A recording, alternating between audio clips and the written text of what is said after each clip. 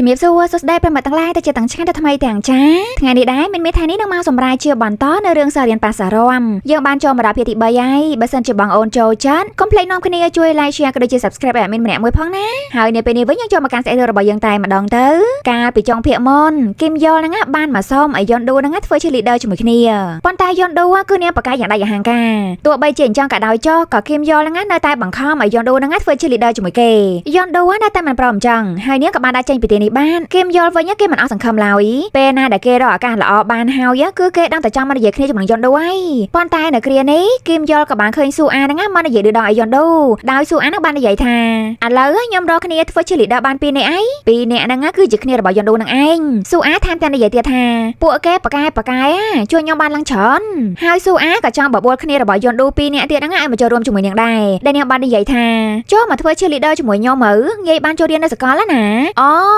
ូមកពីយន់ឌូមែនបានជាពួកឯងហ្នឹងមិនអាចចូលរួមជាមួយនឹងខ្ញុំបានផងម៉ាប់ហ្នឹងក៏បាននិយាយតបបានទេទៅឈប់និយាយស្ដាប់នាងនិយាយហើយឡើងចង់ក្អួនរួចហើយពួកគេក៏បាននាំគ្នាដើរចេញពីទីនេះហើយពេលហ្នឹងយន់ឌូដើរកាន់មុខគឹមយ៉លដែរប៉ុន្តែគឹមយ៉លមិនបាននិយាយអីជាមួយទេដោយគឹមយ៉លហ្នឹងបែរជាមករកស៊ូអាទៅវិញព្រោះតែគេចង់សួររឿងមួយគេបានសួរថាតើនាងសុកបានពីអ្នកនោះយ៉ាងម៉េចបានជាពួកគេហ្នឹងមិននៅខាងនាងបានស៊ូអាក៏បាននិយាយប្រាប់ខ្ញុំអត់មានធ្វើអ្វីផងពួកគេមករកខ្ញុំដោយខ្លួនឯងនិយាយទៅពីអ្នកហ្នឹងគឺប៊ីនឹងត្រូវគេដេញចេញពីដំអញ្ចឹងហើយពួកគេក៏មកធ្វើជា leader ជំនួងដើម្បីតែកុំឲ្យខាងសាលារៀនហ្នឹងដេញគេតន់សរុបមកគឺនៅតែជាល្បិចរបស់ស៊ូអាតារ៉ែលហ្នឹងលុះនៅថ្ងៃបន្តមកទៀតម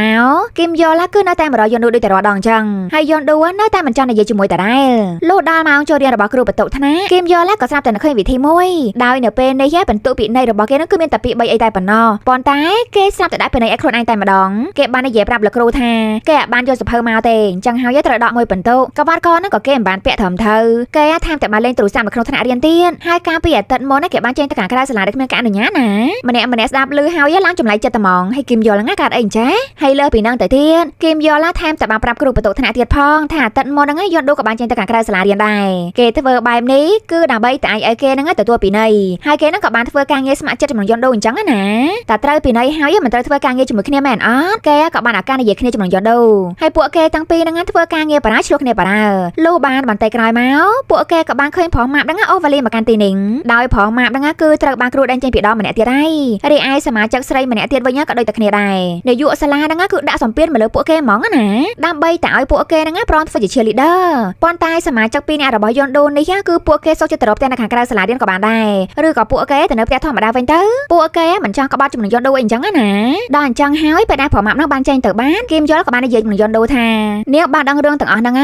យប៉ុន្តែនៅតែឲ្យពួកម៉ាក់របស់នាងចេញទៅទាំងបែបនេះហ៎យន់ឌូក៏ស្រាប់តែនិយាយទាំងអាលិងអាឡុងទឹកភ្នែកតែខ្ញុំអាចធ្វើអ្វីបានទៅខ្ញុំមកពិបាកចិត្តតាដែលខ្ញុំឃើញពួកម៉ាក់របស់ខ្ញុំត្រូវជួបរឿងទាំងអស់នេះតែខ្ញុំក៏មិនចង់ទៅដាក់ខ្សែក្រោមរបស់ស៊ូអាហ្នឹងដែរឥឡូវចង់ខ្ញុំធ្វើអ្ម៉េចយន់ឌូក៏យំយកតែហ្មងហើយពេលនេះគឺសល់តែ5នាទីទៀតតែប៉ុណ្ណោះដងពួកគេនឹងត្រូវបាត់ហើយអញ្ចឹងតើគឹមយ៉លក៏និយាយថាណែខ្ញុំសុំទោសនាងយំតាមផ្លូវបានអត់ព្រោះអីជិតដល់ម៉ោងបាត់ដមហីគ្រាន់តែលើអញ្ចឹងហើយពួកគេទាំងពីរហ្នឹងក៏បានបញ្ញាប្រចេញទៅដងវិញយ៉ាងលឿនតែសយណាពេលដែលមកដល់ហ្នឹងដងរបស់ពួកគេក៏បានជាប់សាទ្វារបានមកឡោះហើយគឹមយ៉លក៏បាននាំយន់ឌូហ្នឹងរត់ទៅកាន់ច្រកម្ខាងទៀតដោយគឹមយ៉លបានហួចហៅគ្នារបស់គេហ្នឹងឲ្យមកជួយហាជួនណាគេក៏បានតម្លាក់ខ្សែឲ្យពេលនេះមានតែតោងខ្សែឡើងទៅខាងលើឲ្យបានរួចខ្លួនហើយម្យ៉ាងនៅពេលជាមួយគ្នានេះគ្រូគឺកំពុងតែឆៃតាមដងរបស់ប្រុសទៀតយន់ឌូក៏បានឡើងតាមខ្សែជាមួយគឹមយ៉លដែរទៅហើយនៅខាងក្នុងដងប្រុសឯណែដងចែហ្នឹងក៏ជាអ្នកជួយស្កាត់ផ្លូវលោកគ្រូសិននិយាយទៅគឺគេជួយពជាពេលអេងតែងទួយលុះដល់ពេលដែលលោកគ្រូបានចូលមកឆៃដល់ខាងក្នុងហាជួនក៏បាននិយាយថាលោកគ្រូគឹមយ៉លរៀងក្តៅខ្លួនគេកំពុងតែគេងគឹមយ៉លហ្នឹងកំពុងតែគេងមែនគឺគេនៅលើក្រែជាមួយយន់ឌូហ្នឹងឯងពួកគេត្រប់ភួយឡើងចិត្តលោកគ្រូក៏បានមកបើភួយមើលបច្ចេកខ្លាចតែថាសាសនាក៏ហាក់គាត់ឯគឹមយ៉លខ្លាចតែថាគ្រូទាញភួយអស់ហ៎គេក៏បាននិយាយថាគ្រូខ្ញុំទៅជាល្ងាគេធ្វើពុតជាគ្រុនល្ងាញ៉ែអញ្ចឹងទៅលោកគ្រូក៏បានសួរតាគឹមយ៉លហ្នឹងលេបថ្នាំហើយនៅគឹមយ៉លក៏បានប្រាប់វិញថាគេលេបរួចហើយដោយសារតែលោកគ្រូបានឃើញសិស្សនៅក្នុងបន្ទប់នោះមានគ្រប់ចំនួនគាត់ក៏បានចេញទៅឆែកនៅខាងក្រៅបន្ទប់ផ្សេងទៀតជាបន្តម្ល៉េះហើយគឹមយ៉លហើយនឹងយន់ឌូក៏បានរួចខ្លួនមកគ្រាបន្តមកយន់ឌូក៏បានបញ្ញាមកកាន់បន្ទប់របស់នាងវិញព្រោះតែអ្នកគ្រូស្រីម្នាក់ហ្នឹងក៏បានមកឆែកមើលដងរបស់ពួកនាងដែរលុះដល់ពេលដែលអ្នកគ្រូឆែកđiរាល់អស់ហើយគឹមយ៉លក៏បានផ្ញើសារឲ្យយន់ឌូហ្នឹងមកជួបគេនៅកន្លែងបោកគោនៅក្នុងសាលាបន្តិចគឹមយ៉លគេមានរឿងមួយចង់និយាយប្រាប់គេបាននិយាយថាខ្ញុំមានពួកម៉ាក់ម្នាក់ខ្ញុំរាប់អានវាដូចជា ជាបងប្អូនបកាអញ្ចឹងហើយបើសិនជាខ្ញុំចង់ការពារគេខ្ញុំត្រូវតែធ្វើជា cheerleader សម្រាប់ខ្ញុំពួកម៉ាក់ម្នាក់នោះគឺសំខាន់ខ្លាំងណាស់គេយល់តែគេសុខចិត្តទុកខ្លួនឯងម្ល៉េះទៅចោះហើយគេត្រូវតែរកវិធីដើម្បីតែការពារមិត្តរបស់គេបានគេយល់តែគេគ្រាន់តែនិយាយប្រាប់ឲ្យយន់ដូហ្នឹងបានដឹងពីអារម្មណ៍របស់គេតែប៉ុណ្ណោះទោះបីជាអញ្ចឹងក្តីពេលដែលយន់ដូនោះបានមកកាន់ដងរបស់នាងវិញនាងក៏បានគេងគិតពីពាក្យសម្ដីរបស់គឹមយល់តាំងប៉ុន្មាននោះនាងក៏មានមិត្តល្អដែលនាងចង់ការពារដែរតើហើយបើសិនជានាងអត់ធ្វើ cheerleader ទេពួកគេម្នាក់ហ្នឹងក៏រងគ្រោះជាបន្តគិតសាប់ទៅនាងមិនចង់អាត្មានិយមឡើយនាងក៏បានហៅសមាជិកក្រុមទាំងអស់ហ្នឹងមកជុំគ្នាទាំងយប់ពេលនេះគឺនាងមានរឿងមួយចង់ប្រាប់ដែលនាងបាននិយាយទៅកាន់សមាជិកក្រុមថាពួកយើងយកក្លឹបរំពួកយើងមកវិញមកហើយពួកយើងក៏សប្បាយជាមួយគ្នាដូចកាលពីមុនត្រឡប់មកវិញណាយើងលែងខ្វល់ហើយថាយើងត្រូវរំឬមកក៏ cheerleader អីនោះសំខាន់ណាគឺពួកយើងបានធ្វើកិច្ចការទាំងអស់នោះជុំគ្នាម្នាក់លើអញ្ចឹងហើយពិតជាសប្បាយចិត្តខ្លាំងណាស់ដូច្នេះហើយពេលថ្ងៃស្អែកឡើងបានចូលមកដល់សមាជិកក្លឹបរំទាំងអស់ក៏បានដើរសម្ដៅទៅកាន់បន្ទប់នាយកហើយយន់ដូក៏បាននិយាយឡើងនាងថានាងអត់ចង់ប្រមាណទេក្នុងការធ្វើជា cheerleader អីនោះប៉ុន្តែនាងព្រមធ្វើហ្នឹងគឺដោយសារតែការគម្រាមរបស់នាយកអញ្ចឹងហើយនាងក៏សម្រេចចិត្តធ្វើចូលក្រុមជំនុំស៊ូអាតែហ្មងទៅប៉ុន្តែនាយកសាលាហ្នឹងក៏ត្រូវតែសន្យាជំនុំនាងវិញដែរនាយកសាលាហ្នឹងគឺត្រូវតែឲ្យក្លឹបរំមកកាន់ពួកនាងវិញបើសិនជាពួកនាងប្រកួតឈ្នះនាយកសាលាហ្នឹងដឹងតែយកព្រមជាមួយហើយរួចមកយន់ដូក៏បានបង្ហាញ record ដែលនាងបាន record ទុកទាំងអស់ថ្ងៃក្រោយទៅនាយកសាលាហ្នឹងអត់មានមកកន្លះសម្ដីអីជាមួយក្រុមនាងទេណានាយកសាលាគាត់មិននឹកស្មានសោះថាយន់ដូហ្នឹងចេះ record សម្លេងអីណាទៀតហើយគាត់ក៏បាននិយាយថាការដែលក្រុមក្លឹបរំហ្នឹងសម្រុកចូលមកកាន់ office របស់គាត់បែបនេះគាត់ក៏បានឲ្យនាយករងហ្នឹងដាក់ពិន័យពួកគេទៅឲ្យពួកគេហ្នឹងតែសេសវត្តសុំទោសមកកាន់គាត់អីចឹងណាចាក្រុមយន់ដូគឺបានត្រៀមរួចជាស្រេចដោយសារតែពួកគេបានដឹងកន្លះទុកមុននោះពួកគេក៏បានយកសវត្តសុំទោសហ្នឹងដាក់ដល់លើតុរបស់នាយកតែម្ដងមិនចាំបាច់ពេលយូរទេយកឥឡូវនេះតែម្ដងទៅហើយពួកគេក៏បានចេញពីក្នុងបន្ទប់មកវិញយ៉ាងសប្បាយចិត្តបន្ទាប់ពីនឹងទៀតមកគឹមយល់ក៏បានមកនិយាយគ្នាជាមួយយន់ដូគេពិតជាអរគុណមែនតើដែលយន់ដូហ្នឹងដូរចិត្តបែបនេះយន់ដូក៏បាននិយាយវិញថាខ្ញុំនឹងព្យាយាមយកក្លឹបរំត្រឡប់មកវិញហើយខ្ញុំក៏អាចការពារមិត្តរបស់ខ្ញុំបានដែរនៅខណៈនឹងដែរយើងក៏បានឃើញម៉ាក់មកក្រុមហ្នឹងបានធ្វើដំណើរចូលមកកាន់សាលារៀនពេលនេះហើយមានរឿងអីចាស់នេះដោយពួកគាត់ទាំងអស់គ្នាហ្នឹងបានចូលមករឿងនាយកសាលាដល់ក្នុងបន្ទប់ពួកគាត់បាននិយាយថាប្រាប់ពួកយើងមកមើលរឿងនេះហើយវាកើតឡើងបានយ៉ាងម៉េចអ្នកស្រីនាយកបានប្រើប្រាស់កូនរបស់ពួកយើងដើម្បីតែជួយសិស្សស្រីម្នាក់ជួយសិស្សស្រីស៊ូអាអញ្ចឹងនាយកសាលាក៏បាននិយាយប្រាប់វិញម៉ាក់កុំនិយាយពាក្យថាប្រើប្រាស់អញ្ចឹងអីម៉ាក់មានការយល់ច្រឡំហើយសិស្សនឹងមិនអាចជាប់ចូលទៅក្នុងសាកលវិទ្យាល័យសេអ៊ូលបានដែលគ្រាន់តែពួកគេមានចំណាត់ថ្នាក់ល្អឡើយសកម្មភាពការងារជាក្រុមទើបតែនិយាយបានប៉ុណ្ណឹងទេម៉ាក់ក៏បាននិយាយកាត់ឈប់និយាយអីមិនបានការទៀតទៅពួកយើងនឹងមិនបិទភ្នែកបិទជាឡើយពួកយើងនឹងចាត់ការរឿងនេះចេញហើយពួកយើងនឹងលាតត្រដាងការពិតហើយថាក្នុងកំឡុងពេលដែលម៉ាក់បានមករករឿងនាយកសាលានេះយើងបានឃើញមានមនុស្សម្នាក់បានលួចថតសកម្មភាពមួយនឹងហើយក៏បានរាយការណ៍ទៅកាន់ក្រសួងអប់រំទៀតហើយម្នាក់ហ្នឹងរឿងគឺលាក់មកយើងរហូតយើងមិនតាមបានដឹងថាគឺជានរណាគេឡើយហើយសាច់រឿងក៏បានកាត់មកបង្ហាញពីម៉ាក់របស់យន់ដូឲ្យពួកយើងបានឃើញបន្តិចពេលនេះគឺគាត់បានបញ្ញាមហាជំនុំបរិសម្នាក់ហ្នឹងមិនមែនជាប្តីរបស់គាត់ទេម៉ាក់យន់ដូហ្នឹងគឺជាម្ដាយ single យូរមកហើយគាត់រាប់អានជំនុំបរិសម្នាក់ហ្នឹងក៏រៀងយូរណាស់ដែរពួកគេឡើងយកចិត្តយកថ្លើមគ្នាដល់អញ្ចឹងហើយបរិសម្នាក់ហ្នឹងក៏ចង់សុំម៉ាក់យន់ដូហ្នឹងរៀបការនៅពេលនេះព្រោះតែគាត់មានចិត្តទៅលើម៉ាក់យន់ដូប៉ុន្តែបេសកកម្មហ្នឹងក៏ត្រូវបរាជ័យព្រោះតែគាត់បានឃើញក្រុមម៉ាក់ហ្នឹងបានចូលមកកាន់ភោជនីយដ្ឋានមួយនេះអញ្ចឹងហើយសុំដូរកម្មវិធីសិនហើយពួកគាត់គឺមិនបានញ៉ាំអីនៅទីនេះទៀតទេពួកគាត់ហ្នឹងក៏បាននាំគ្នាចេញទៅវិញបានឥឡូវយើងមកមើលម៉ាក់វិញទៅម៉ាក់ស៊ូអាហ្នឹងគឺជាអ្នកអញ្ជើញម៉ាក់ឯទៀតហ្នឹងឲ្យមកកាន់ទីនេះដើម្បីតែអាចឲ្យគាត់ហ្នឹងទិញទឹកចិត្តម៉ាក់បានហើយម៉ាក់គេហ្នឹងស្រួលទិញណាស់ដែរគ្រាន់តែម៉ាក់ស៊ូអានិយាយថាការដែលធ្វើជា leading អីហ្នឹងគឺមិនមែនសម្រាប់តែស៊ូអាម្នាក់ទេគាត់នឹងចែកផលប្រយោជន៍ហ្នឹងទៅឲ្យម៉ាក់ដែរតើកូនពួកគេនឹងអាចចូលទៅរៀននៅក្នុងសាកលបានយ៉ាងស្រួលពាក្យសម្ដីហ្នឹងគឺធ្វើឲ្យម៉ាក់តន់ឆ្អឹងអស់អាលេងជាបន្តម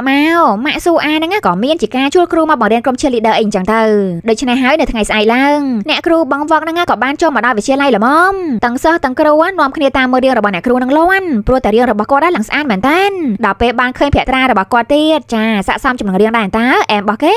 េអ្នកគ្រូម្នាក់នឹងដែរគាត់មានឈ្មោះថាណាមចុងអាប៉ុន្តែអែមមានសុំហៅគាត់ថាអ្នកគ្រូណាមទៅចុះអ្នកគ្រូណាមហ្នឹងក៏បានណែនាំខ្លួនតែឲ្យក្លឹបរំក៏ដូចជាក្លឹបរៀនហ្នឹងបានស្គាល់គាត់ហើយដោយសារតែក្លឹបរំហ្នឹងចេះរំស្រាប់ទៅហើយក្បាច់ណាប្រវត្តិអីហ្នឹងគឺទុកឲ្យក្លឹបរំហ្នឹងជាអ្នកចាត់ចែងទាំងអស់ដល់ពេលក្លឹបរៀនវិញឡើងស្រួលតែហ្មងណាចាញ់មកដូចជាស៊ីសនុកពេកតែដឹងក្លឹបរំហ្នឹងមិននឹងយល់ព្រមប៉ុន្តែស៊ូអានេះអង្គុយញញឹមឡើងពេញចិត្តស្ដោកហើយថាចំពោះនៅថ្ងៃនេះគឺមិនទាន់មានហាត់អ្វីឡើយពួកគេគឺត្រឹមតែស្គាល់គ្នាទៅវិញទៅមកសិនទៅគឺបានហើយរួចមកស៊ូអាក៏បានមកយកចំណាត់ថ្នាក់ប្រចាំខែពីលោកគ្រូបន្ទុកថ្នាក់ចំណាត់ថ្នាក់របស់នាងគឺអត់បាន perfect ដដែលដៃនាងបានធ្វើខុសពី3សំណួរនាងភ័យខ្លួនមែនតើខ្លាចតែថានាងត្រូវមាត់ម៉ាក់ទៀតតើហើយដោយសារតែស៊ូអានឹង stress ពេកនាងក៏បានមកកាន់កន្លែងមួយដែលនាងបានលាក់បារីនៅទីនេះស៊ូអានឹងថាចង់ជួបបធូរអារម្មណ៍តើតែសយអីដងចេនឹងក៏បានមកឃើញតន់ស៊ូអានឹងមិននឹងហ៊ានជួនាងក៏បោះបារីចោលតែម្ដងហើយក៏បានយកកញ្ចប់បារីនឹងដាក់ច ចូលទៅក្នុងកតាបដើរចេញពីទីនេះបានដងជេវិញក៏ស្រាប់តែរើសយកបារីហ្នឹងមកតាមហុយឲ្យស៊ូអាទៅហ្មងនិយាយទៅចិត្តតែមានហ្មងណាដងជេនេះក៏មិនណយដែរអញ្ចឹងទៅស៊ូអាក៏និយាយថាវាមិនមែនជារបស់ខ្ញុំទេ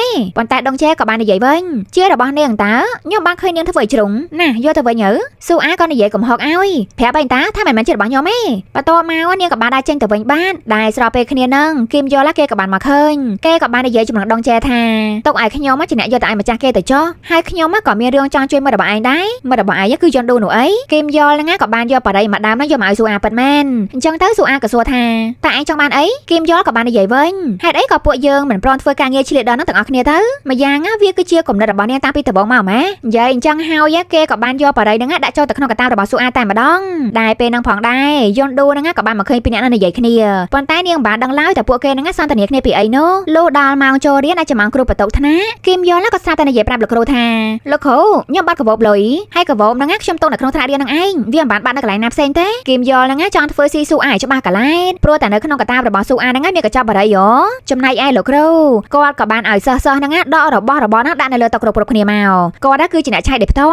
់ស៊ូអាណែនាងទៅតែចាប់អារម្មណ៍ថានៅក្នុងកតាបរបស់ខ្លួនឯងហ្នឹងមានកញ្ចប់បារីហើយបើសិនជាគ្រូឆែកឃើញទៅតែនាងគួរតែធ្វើយ៉ាងម៉េចបើគីមយល់គេអង្គុយតែញញឹមទេព្រោះតែគេបានសងសឹកស៊ូអាជំនួយយន់ឌូចំណែកឯយន់ឌូក៏ប៉ាន់សង្កេតដឹងរឿងទៀតបើស៊ូអាណែនាងកំពុងតែភ័យបោកពោះព្រោះអីលោកគ្រូឆែកចិត្តមកដល់តុរបស់នាងហើយដល់ពេលដែលលោកគ្រូចិត្តមកដល់មែនតានយន់ឌូក៏បាននិយាយឡើងថាគ្រូគីមយល់ដូចរកកបោបឃើញអញតើគីមយល់គេឡើងហួសចិត្តតែហ្មងណាគេឡើងខំជួយសងសឹកឲ្យនេះហើយដោយសារតែពាក្យសម្ដីរបស់យន់ឌូគីមយល់ក៏និយាយថាអូកបោបនៅទីនេះតើខ្ញុំរកឃើញវិញហើយស៊ូអានាងឡើងធូរទ្រង់ខ្សាហើយនាងនៅឆ្លៀតងាកមកសម្រាប់ដាក់គីមយល់បានទៀតលុះដល់ចប់ម៉ោងរៀនភ្លាមយន់ឌូក៏បានមករករឿងគីមយល់ផ្លែននាងបានសួរថាថៃបានគីមយល់ហ្នឹងធ្វើអញ្ចឹងដាក់ស៊ូអាគីមយល់ក៏បានតបថាគឺមកពីគេចង់ជួយយន់ឌូនៅខណៈហ្នឹងស៊ូអាក៏បានដើរមកស្ដាប់លើទាំងអស់ឯគីមយល់ក៏បានសួរទៅកាន់យន់ឌូហេតុអីបានជានាងជួយស៊ូអាអញ្ចឹងក្រែងនាងស្អប់ស៊ូអាអីយន់ឌូក៏បានតបថាខ្ញុំស្អប់មែនតើតែខ្ញុំមកកាន់តែស្អប់ដែលខ្ញុំមកត្រូវប្រឈមមុខនឹងស៊ូអានោះស៊ូអាក៏បានដើរមកតែកំភ្លៀងយន់ឌូត្មងរួមទាំងបានសួរថាតើឯងជួយធ្វើឲ្យយើងខឹងបានអត់ប្រយ័ត្នតែយើងលេងល្បិចដាក់ពួកឯងវិញណា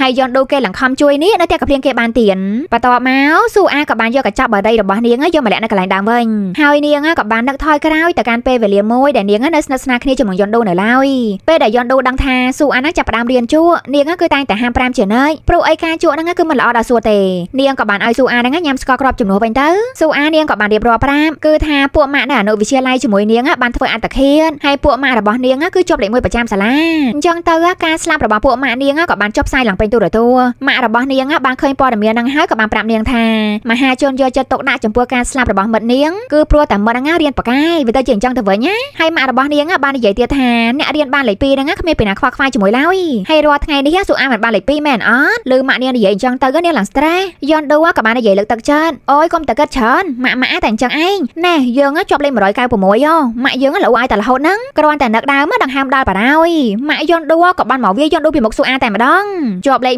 196ទេប៉ុន្តែនិយាយចេញមកដូចមានមោទនភាពណាប៉ុន្តែមើលទៅសកម្មភាពម្ដាយកូនគេឡើងមានភាពសប្បាយរីករាយជាមួយគ្នាខ្លាំងណាស់ស៊ូអាវិញគឺនាងមិនដែលមានភាពស្និទ្ធស្នាលជាមួយនឹងម្ដាយរបស់នាងឡើយហើយស៊ូអាហ្នឹងកំពុងតែនឹកដល់រឿងហ្នឹងសោកនាពេលបច្ចុប្បន្ននេះម៉ាក់របស់នាងក៏បានផ្ញើសារមកល្មមដែលគាត់គឺនៅចាំស៊ូអានៅឯចំណតឡានស៊ូអាហ្នឹងក៏បានចេញមកជួបយ៉ាងលឿនម៉ាក់ស៊ូអាក៏បាននិយាយថាម៉ាក់បានដោគ្រូឲ្យហើយឯងគាត់ធ្វើឲ្យម៉ាក់ខកចិត្តណាឯងត្រូវតែខំរៀនយកលេខ1ឲ្យបានស្របពេលហ្នឹងពួកគេក៏បានឃើញក្រុមយន់ឌូដែលបានដើរចេញមកផ្ទះហ្នឹងមានការបន្លែងគ្នាជាមួយនឹងពួកម៉ាក់អញ្ចឹងទៅម៉ាក់ស៊ូអាក៏និយាយថាពួកអស់នេះសប្បាយរហូតហ្មងហើយថៃបានមកត្រូវសប្បាយឥឡូវហ្នឹងវ័យគ្នាត្រូវសប្បាយគ្នាមិនសប្បាយរៀនណាក៏គ្នារៀនដែរហើយពេលដែលមានពេលលំហែខួរហ្នឹងក៏ចេះតែលំហែទៅស៊ូអាណែនាងរៀនគ្មានបានសម្រាប់គ្មានបានលំហែអីទេហើយម៉ាក់វិញក៏ដាក់សម្ពាធឲ្យរាល់ថ្ងៃទៀតអញ្ចឹងហើយបាននាងតែងតែ stress នោះហើយរឿងក៏បានកាត់មកនៅថ្ងៃបន្ទាប់អ្នកគ្រូណាមបានឲ្យក្រុមសិស្សទាំងពីរក្រុមហ្នឹងធ្វើលំហាត់ប្រាណដើម្បីតែឲ្យរាងកាយពួកគេហ្នឹងរឹងមាំជាមុនសិនចាំពួកគេហ្នឹងហាត់ធ្វើជា cheerleader តាមក្រៅក៏បានដែរពួកគេម្នាក់ហាត់ឡើងចង់បាយក្អួតជាពិសេសគឺក្លឹបរៀនហ្នឹងតែម្ដងព្រោះតែពួកគេធ្លាប់តែសង្ងំរៀនអញ្ចឹងទៅពេលដែលពួកគេហាត់ចប់ភ្លាមពួកគេក៏បានទូរស័ព្ទទូពទៅកាន់ម៉ាក់ប៉ាពួកគេលន់រីឯក្លឹបរំមែនណាពួកគេឡើងធម្មតាហើយយន់ឌូអាឡែងតែនិយាយគ្នាជាមួយនឹងពួកម៉ាក់នាងភ្លេចមើលខាងក្រោមអញ្ចឹងទៅក៏បានដើរជន់ជើងស៊ូអាម៉ាន់ទៅ ស៊ូអាបានស្ដីឲ្យរឿងជន់ជើងនឹងទេប៉ុន្តែនាងក៏បានសួររឿងការពីលើកមុនហើយដើម្បីបានជាយន់ដូហ្នឹងជួយនាងអញ្ចឹងជួយកុំឲ្យលោកគ្រូហ្នឹងចាប់បានថានៅក្នុងកតារបស់នាងមានបារីយន់ដូក៏បាននិយាយប្រាប់មកពីយើងដឹងថាបារីគឺជាការចងចាំដែលឈឺចាប់ចំពោះឯងស៊ូអាសឹបតខឹងយកតែហ្មងនាងបានសួរថាអាណិតយើងមែននិយាយទៅគ្រាន់តែគេអាណិតហ្នឹងក៏មិនបានដែរខឹងគេទៀតហើយពេលហ្នឹងទៀតសោតនាងក៏បានឃើញដងចែហ្នឹងបានយកទឹកសុទ្ធមកឲ្យយន់ដូនិយាយទៅយន់ដូគឺមានមិត្តយកចិត្តទុកដាក់ជាមួយស៊ូអាហ្នឹងក៏កើតជាចិត្តចំណែននាងក៏បានទៅសោកប៉ានសិស្សប្រុសបាបពីរនាក់នេះដោយនាងបានឲ្យសភើរៀនត្រៀមប្រឡងទៅកាន់ពួកគេដោះដូរមកវិញនោះគឺពួកគេទាំងពីរហ្នឹងត្រូវតែធ្វើបាបដងចែឲ្យបានស៊ូអាហ្នឹងក៏បានផ្ដាំដែរកុំឲ្យប្រុសហ្នឹងលេងធ្ងន់ពេកអីដែលសកម្មភាពហ្នឹងគេមិនយល់គេក៏បានមកឃើញបន្តិចប៉ុន្តែគេមិនបានមកក៏អ្វីច្រើនទេគេក៏បានដែរចេញពីទីនេះបានលុះដល់ពេលដែលដងចែត្រូវមកលេងប្រកួតបាល់បោះយើងក៏បានឃើញយន់ដូហ្នឹងនាងបានមកអង្គុយមើលដែរនាងក៏បានឃើញសិស្សប្រុសពីរនាក់ហ្នឹងចេះតែលួចប៉ះដៃប៉ះជើងដងចែរហូតនិយាយទៅគឺធ្វើឲ្យគ្នាអត់មានអារម្មណ៍ស្រួលខ្លួនសោះចំណែកឯស៊ូអានាងក៏បានមកនិយាយផ្លែផ្កាយយន់ដូនាងបាននិយាយថាគេបកាយទ្រាំបានយូរណាយើងឆ្ងល់ដល់ហើយអាចជំងឺខ្លាចការប៉ះពាល់ហ្នឹងវាយ៉ាងម៉េចណែយើងបានប្រាប់ឯងតើថាកុំឲ្យយើងខឹងឲ្យសោះស៊ូអាមិននិយាយតែប៉ុណ្្នឹងទេនាងក៏បានដើរចេញទៅវិញរីឯដងចែស្រាប់តែត្រូវប្រុសហ្នឹងចាប់អោបយកតែហ្មងគេឡើងវិលមកខ្ញាល់ហើយគេទប់លេងជាប់ទៀតហើយដងចែហ្នឹងក៏បានដួលស្លាប់បានតើតាភាពហ្នឹងស៊ូអានាងក៏បានឃើញដែរហើយទឹកមុខរបស់នាងដូចជារៀងភ័យអ្ហ្មងទេនាងក៏បានដើរចេញទៅយ៉ាងលឿនហើយគឹមយល់ក៏បានដើរមកសួរតើវាគឺជាទង្វើរបស់នាងមែនអត់ដែលដងចែហ្នឹងត្រូវបានស្លាប់បែបនេះស៊ូអាក៏បានឆ្លើយថាវាមិនមែនជាកំហុសរបស់ខ្ញុំទេមកបយន់ដូនតើនាងជាអ្នកប្រាប់ឲ្យដងចែហ្នឹងយកបរិមាណគឹមយល់ឯងហើយនាងក៏សាច់ចំអកដាក់ខ្ញុំទៀតគឹមយល់ក៏បាននិយាយវិញនាងគឺជាអ្នកខុសនាងដឹងពីខ្លួនឯងជានរណាគេទាំងអស់ហើយនាងក៏ស្គាល់យន់ដូច្បាស់ដែរថាយន់ដូគ្មានកំណត់អាក្រក់អ្វីឡើយនាងធ្វើបាបខុសមនុស្សហើយអ្នកដែលនាងគួរតែធ្វើបាបគឺជាខ្ញុំទៅវិញទេហើយហេតុអីបានជានាងចេះតែរករឿងយន់ដូអញ្ចឹងរឿងក៏បានបង្វែរមកកាន់ដងចែពួកយើងបានឃើញបន្តិចវិញពេលនេះគឺគេបានដឹងខ្លួនពីការស្លាប់ហើយគេគឺលេងអីហើយគឺលេងអីប៉ិតយ៉ាងណាក៏ដោយយន់ដូហ្នឹងនៅតែមានការបារម្ភខ្លាំងអញ្ចឹងលុះពេលដែលពួកគេទាំងពីរនាក់បានចេញពីពេទ្យនៅក្នុងសាលារៀនមកពួកគេក៏បានដើរទល់មុខគ្នាជាមួយស៊ូអានៅតាមផ្លូវស៊ូអាមិនបាននិយាយរាក់ទាក់ឬមកក៏សុំទោសអីឡើយនាងថែមទាំងសាយឯដាក់យន់ដូទៀតផងយន់ដូខាងតៃអត់ជាប់នាងក៏បានគប់គ្រាប់បាល់ហ្នឹងទៅកាន់ក្បាលស៊ូអាតែម្ដងហើយនាងក៏បានដើរមកនិយាយខ្លាំងៗជាមួយស៊ូអាទៀតស៊ូអាហ្នឹងក៏ចង់តែកព្រៀងយន់ដូប៉ុន្តែយន់ដូហ្នឹងក៏បានចាប់ដៃជាប់នាងគ្មានបានឲ្យស៊ូអាហ្នឹងទះនាងជាលើកទី2បានទេយន់ដូក៏បាននិយាយថាបើឯងខឹងយើងក៏ធ្វើបាបយើងមកឯងអីក៏អាក្រក់រត់ល្បែលមិនអស់អញ្ចឹងឯងយកការឈឺចាប់របស់គេយកមកប្រើប្រាស់យកមកលេងសើចវាដូចជាថោកទាបពេកហើយស៊ូអាក៏បាននិយាយវិញយើងប្រាប់ឯងតើយើងនឹងធ្វើឲ្យឯងឈឺចាប់កាន់តែជ្រៅទៅយើងមិនបានខ្វាយពីការឈឺចាប់របស់ពីណាគេទេប៉ុន្តែបើសិនជាឯងហ៊ានតែប៉ះរបស់សំខាន់របស់យើងឯងនឹងស្លាប់ហើយយន់ដូក៏បាននិយាយបកវិញយើងអាចទ្រាំទ្រជំនុំចរិតថាបរបស់ឯងបានតែយ៉ាងហោចណាស់ឯងគួរតែរស់នៅជាមនុស្សផងរួចមកពួកគេទាំងពីរហ្នឹងក៏បានដើរប្របាច់ផ្លូវគ្នាទៅលុះនៅថ្ងៃបន្ទាប់អ្នកគ្រូណាមក៏បានឲ្យក្លឹបសិស្សហ្នឹងហាត់ប្រាណទៀតហើយក្លឹបរៀនហ្នឹងពួកគេហាត់ឡើងហត់អញ្ចឹងទៅពួកគេក៏និយាយថាពួកយើងមិនអាចធ្វើទៀតបានទេហើយសំខាន់ពួកគេមិនបានចាត់ទុកអ្នកគ្រូណាមហ្នឹងគឺជាគ្រូឡើយពួកគេបាននិយាយមើលងាយថាគ្រូណាមហ្នឹងគឺជាគ្រូគេជួលលុយមកសង់អ្នកគ្រូណាមមិនបានចៅជាមួយទេគាត់ក៏បាននិយាយថាអត់ចង់ហាត់មែនបានតើនាំគ្នាចេញទៅក្រៅចេញអស់សមាជិកក្លឹបរៀនហ្នឹងក៏បានដើរចេញទៅខាងក្រៅមែនពួកគេថែមតែបានទូរស័ព្ទទៅទូពិនម្ដាយពួកគេទៀតផងមានអីក្រុមម៉ាក់ហ្នឹងក៏បានមកកាន់សាលារៀនលន់និយាយពីថាលឿនអើយសែនលឿនហើយសារនេះដែរក៏មានវត្តមានរបស់ម៉ាក់ស៊ូអាហ្នឹងមកជាមួយដែរពួកគាត់មកដល់អត់មានសូរហេតុផលអីទេពួកគាត់ក៏បានស្ដីឲ្យអ្នកគ្រូណាមហ្នឹងម្នាក់មួយម៉ាត់អ្នកគ្រូណាមហ្នឹងធ្វើស្អីដាក់កូនគាត់ខ្លះពួកគាត់ដែរលែងទៅអ្នកគ្រូណាមនៅសាលាទៀតហើយពួកគាត់ដែរដេញអ្នកគ្រូណាមចេញនៅថ្ងៃនេះតែម្ដងអ្នកគ្រូណាមមិនបានខ្លាចជាមួយសោះម៉ាក់ហ្នឹងមិនបាច់ចាំបាច់ដេញគាត់ទេទុកឲ្យគាត់ហ្នឹងជាអ្នកឈប់មុនក៏បានដែរហើយចង់ប្រាប់ថាអញ្ចេះនៅពេលជាមួយគ្នានេះខាងក្រសួងក៏បានមកដល់សាលាដូចគ្នាគាត់ដែរលឿនដូចម៉ាក់ដែរហ្នឹងណាហើយខាងក្រសួងថែមទៅបាននាំអ្នកសារព័ត៌មានមកជាមួយទៀតផងអញ្ចឹងអីធ្ងន់ក៏តែនាយកសាលាអន្តើត្រូវដោះស្រាយជាមួយនឹងខាងក្រសួងផងហើយក៏ត្រូវដោះស្រាយជាមួយនឹងខាងម៉ាក់ទៀតរឿងរ៉ាវនៅពេលនេះនឹងខ្លាយទៅជាយ៉ាងណាទៅបើសិនជាអ្នកទាំងអស់គ្នាចង់ដឹងច្បាស់រងចាំតាមដានទស្សនានៅភាគក្រោយទាំងអស់គ្នាទៀតណាហើយរងចាំជួបជាមួយអ្នកមេធាវីម្ដងទៀតនៅវីដេអូក្រោយខាន់សាមីដាអានញង